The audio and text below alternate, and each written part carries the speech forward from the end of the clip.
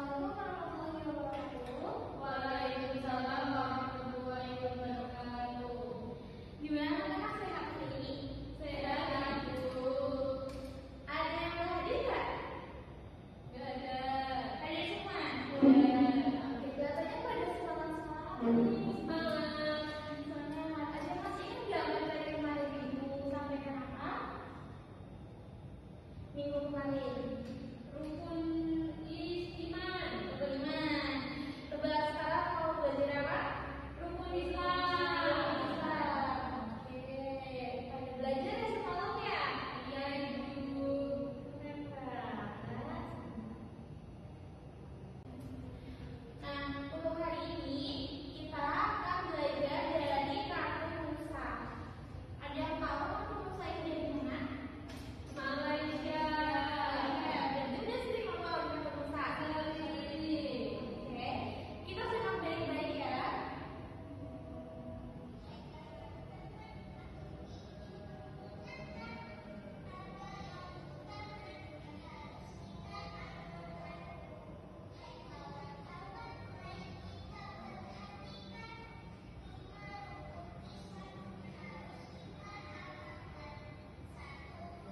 Nah, perhatikan.